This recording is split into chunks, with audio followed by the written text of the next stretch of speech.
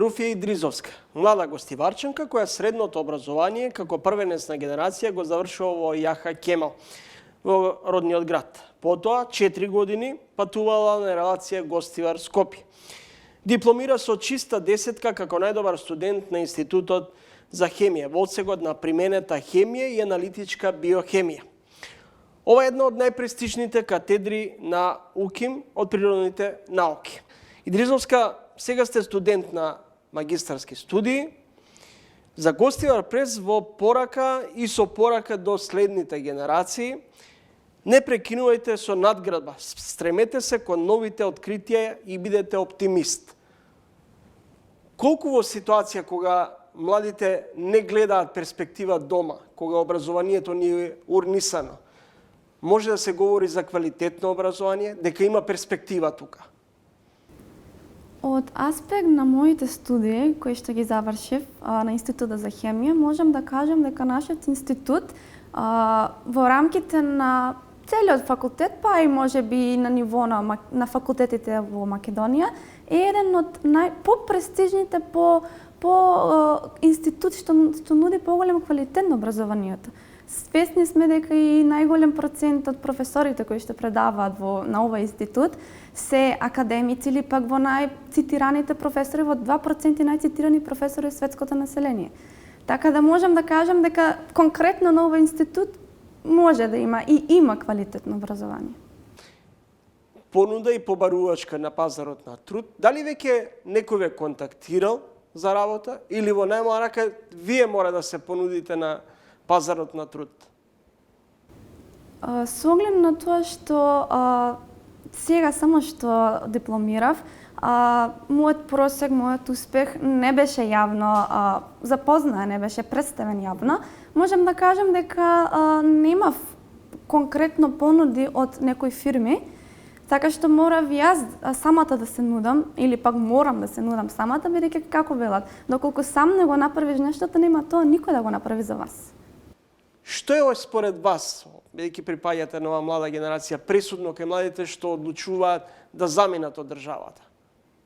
Условието кои што ги нуди државата. Свесни сме во каква ситуација сме споредено со другите држави во рамките на светот. Но сепак сметам дека како ние млади можеме да направиме некоја промена. Така што ги охрабрувам и другите млади не веднаш да го бараат патот надвор од Македонија, туку да пробуваме заедно да промениме нешто. Може ли да се промени нешто? И што? Секогаш постои надеж за промена, така да верувам дека може да се промени нешто во нашата држава. Депресивни се резултатите со кои се тврди дека имаме полуписмени ученици. Како успеавте да се издвоите, да бидете првенецна генерација на релативно тежок факултет? Тоа е мотивацијата која што доаѓа од самите себе. Кога се учи, кога се работи оно што се сака, верувајте, може се да се успее. Доколку длабоко веруваш во себе дека јас можам тоа да го направам, може да се направи. Што значи дека она што сум го учела, тоа што јас сум го сакала, било пресудно за тоа јас да го имам денешниот успех. Дали бевте бубалица или собиравте каптажа на знаења, читавте редовно? Од моје лично гледиште, сметам дека не бе бубалица, туку напротив, знаењето и успехот до кој што сум стигнала денес е поради рамнотежа на времето поминато пред книга и рамнотежа со времето поминато во одмор. Доколку си има тој баланс, може да се успее. Не сум учела по 15 часа на ден, туку сум обрнувала внимание и на предавањата. Сум поминувала време над книга, по одмор, по повтор над книга, сум читала стручни литератури, многу литература што не се ни предава на факултетот, како и во средно образование. Истражувањето надвор од она што се предава е многу битен чекор за понатамошен успех. Со какво портфолио ве привлечи? Што беше пресудно да се одлучите да студирате на Институтот за хемија? Број 1 беше хемијата која што ја сакам, уште од основно образование сум ја сакала и така и продолжив понатака. А број 2 се успесите од професорите кои што дотогаш беа успешни во своето поле на работа, како и досегашните успеси кои што се поголеми успеси редат тие професори. Доколку професорите се успешни во своето поле, она знаење можат и тие да го пренесе на нас. Може ли да се следат научните сознанија или да се применуваат светските студии и знаења во услови кога државата издвојува едва 0,2% за научни истражувања? Потешко е. Доколку се нема услови, нема добро опремени лаборатории, секако тоа е тежок процес, но дури во такви услови се успева да се направи одреден дел на научно-истражувачки работи и може да се пласираат тие проекти и пошироко надвор од Македонија. Велите останува во Македонија, но моето прашање би било обратно. Што би било пресудно за Идризовска да си замине од државата? Доколку условите од типот на научно-истражувачката работа која што ме привлекува не се подобрат. Значи тоа е пресудно условите како што кажа во лабораториите.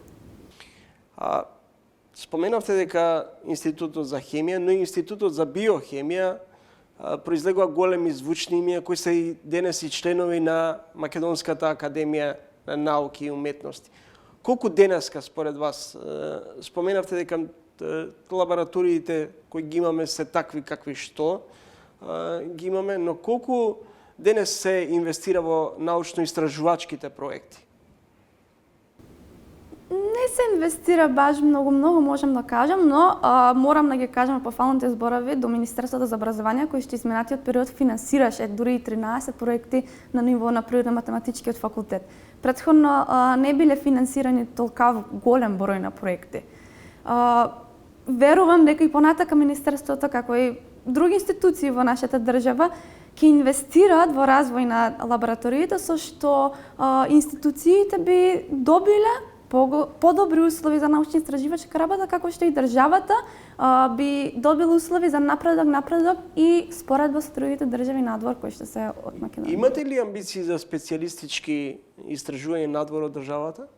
Во моментов сум запишана на втор циклус на студии, со што кога би ги завршила тие студии, би ми се открил појасен пат за оно што сакам да го правам, така што во моментов не можам да ви одговорам на прашањето, но секако постои шанса во иднина да се надоградам надвор од Македонија. Како е денес македонскиот образовен или македонското високо образование? Споредено со другите земји на светско ниво, знаеме дека тоа не е баш најсјајно. Но споредено универзитетот УКИМ, на кој што јас студирав, во рамките на Македонија е на прво место за најквалитет. Потекнувате од мал град, Гостивар. Или граѓаните или луѓето од другите градови се селат во Скопје или заминуваат надвор од државата. Што значи да се живее во Гостивар и да се биде гостиварчанка? Според мене ми е убаво во мојот роден крај. Како што кажавте, мал град, луѓето се полюбезни, сите се знаеме меѓу себе. Друго е чувството кога ќе размислиме и дека живееш на место каде што си се родила од мали нозе. Така што мене ми е убаво да живеам во тој мој роден крај. После завршувањето на магистарските студии, следен чекор ќе биде докторски? Би размислила за тој чекор. Тука или надвор од државата?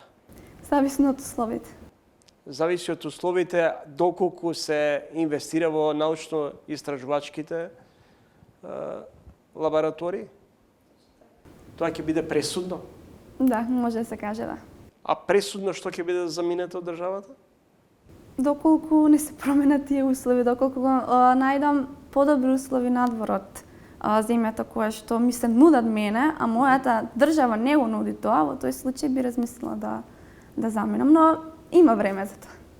Што за вас ќе биде среќа во 2024 година? За мене среќа во 2024 најголемата среќа би ми била тоа да ги завршам моите магистарски студии со задоволителен процент на истражување и експериментирање во условията кои што во моментов ни се има на институтот. Значи, многу експериментална работа, научно-истражувачка работа која што ќе се круни со завршеток на моите студии. Благодарам за гостувањето во емисијата. Благодарам и вам.